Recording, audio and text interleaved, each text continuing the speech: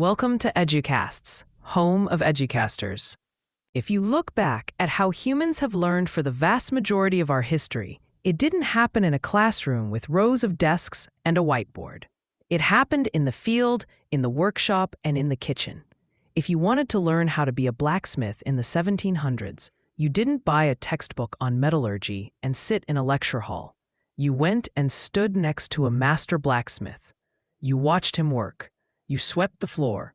You eventually held the tongs. You made simple nails.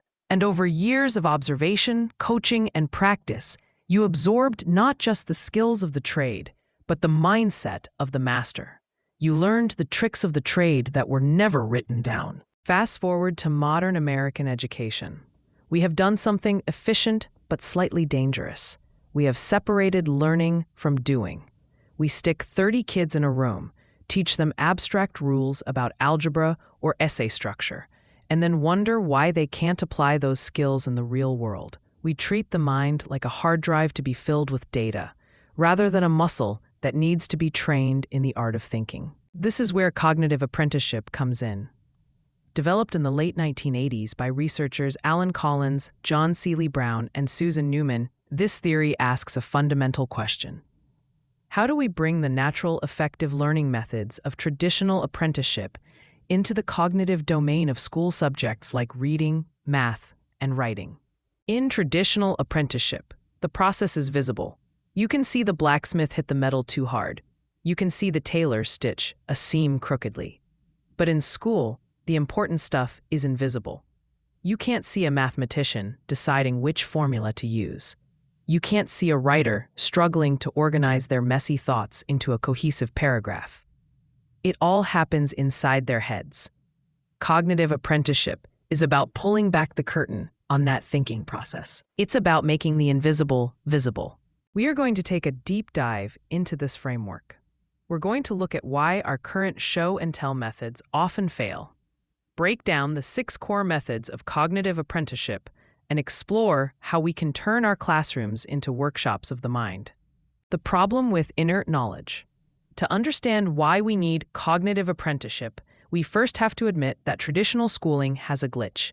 Educators call it the problem of inert knowledge. Inert knowledge is information that students can recall when asked a specific test question, but cannot use in a real-world situation. It's the student who can pass a vocabulary quiz on Monday, but can't write a decent sentence on Tuesday. It's the math student who can solve for X if you give them the equation, but freezes up if you give them a word problem that requires them to set up the equation. Why does this happen? It happens because we tend to teach the product of thinking, not the process of thinking. When I stand at the board and solve a complex math problem for my students, I am usually presenting a polished, perfect performance. I write the steps out cleanly. Step 1, Step 2, Step 3, answer. The students copy it down. They think, okay, I just need to memorize those steps. But what they didn't see was what happened in my brain in the split second before I started writing. They didn't see me think, this looks like a quadratic equation.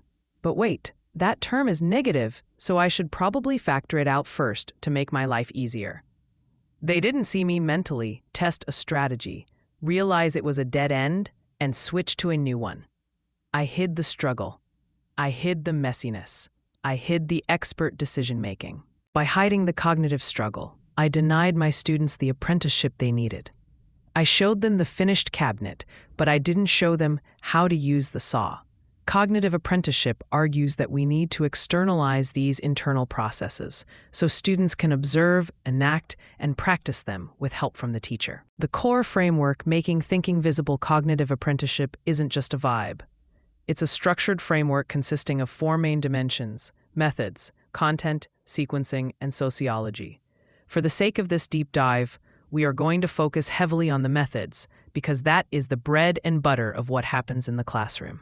The framework proposes 6 specific teaching methods that move a student from a novice observer to an independent expert. If you are a teacher, you probably do some of these already. But the magic happens when you chain them together intentionally. 1. Modeling. The art of thinking aloud. In traditional teaching, Modeling often just means demonstrating. I show you how to do it. You watch. But in cognitive apprenticeship, modeling is aggressive and verbal. It requires the teacher to think aloud.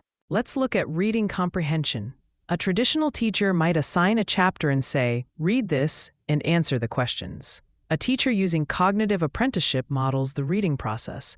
They sit in front of the class, read a paragraph aloud, and then stop and say, "Okay, wait a second. That sentence was confusing. The author used the word ostensibly there. I'm not 100% sure what that means, but based on the context of the previous sentence, I think it means something like apparently. I'm going to flag that and keep reading to see if my guess makes sense. Also, I'm noticing a pattern here. The author keeps mentioning water imagery. I bet that's going to be a symbol for emotion later on. Do you see the difference? The teacher isn't lecturing on the text. They are performing the cognitive gymnastics of a skilled reader. They are showing the students that reading isn't just letting words wash over your eyeballs.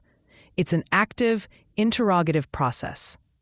They are normalizing a confusion and showing the strategies used to fix it. This applies to everything. In math, modeling means verbalizing the heuristics, the rules of thumb you use to approach a problem. I could use the quadratic formula here, but that seems like overkill. Let me try factoring first to save time. That little piece of commentary, that's the gold. That's the expert knowledge that usually stays locked in the teacher's head. 2. Coaching. The guide on the side. Once you've modeled the process, you don't just throw the kids into the deep end. You enter the coaching phase. This is where the students try to do the task and the teacher circulates. But, and this is key, the teacher isn't just correcting errors. They are coaching the process. In a sports context, a coach doesn't stop the game just to tell you the score. They stop the game to tell you how you are swinging the bat. In the classroom, this looks like looking over a student's shoulder and saying, "I see you're stuck on this paragraph. What strategy are you trying to use? Did you try rereading the topic sentence?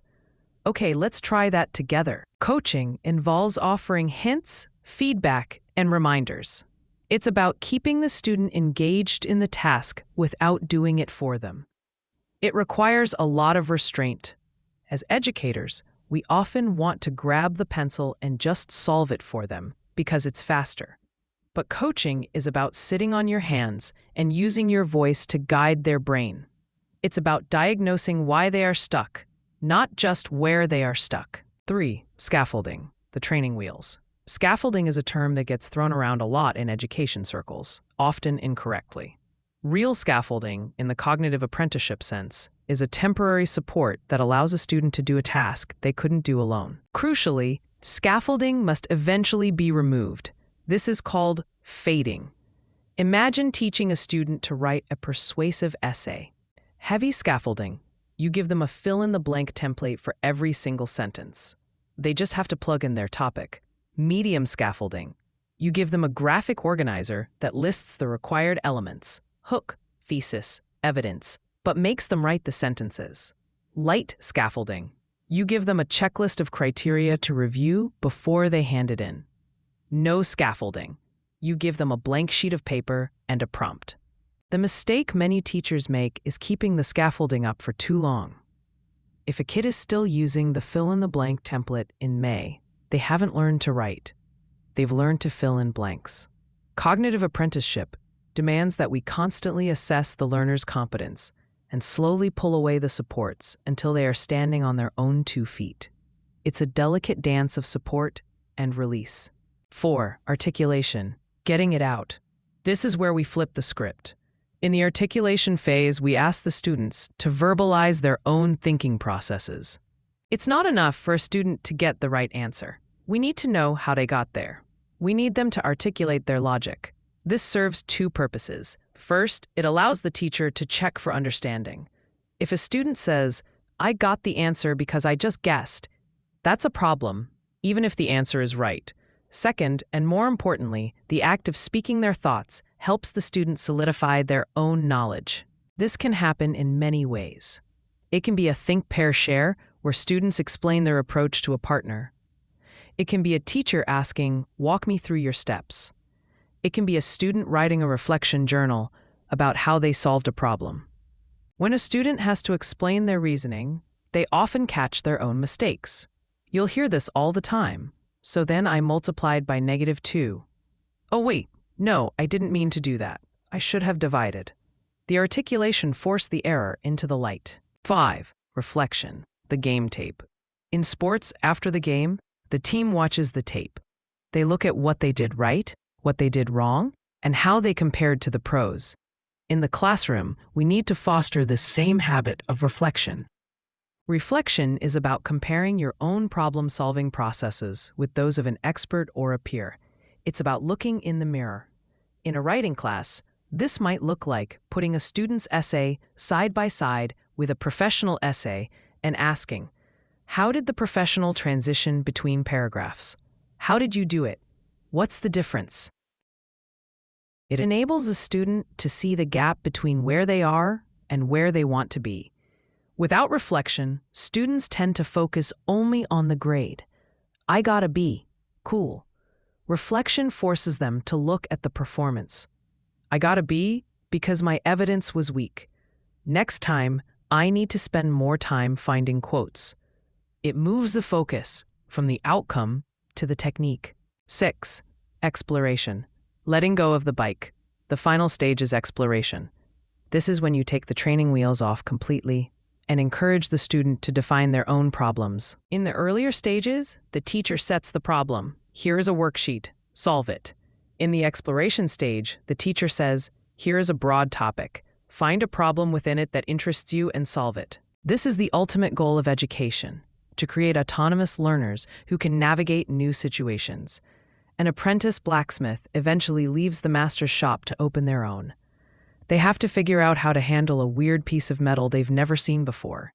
They have to innovate. In school, this looks like independent research projects, open-ended inquiries, or creative applications of skills. It's the moment the teacher steps back and says, "You're ready. Show me what you can do."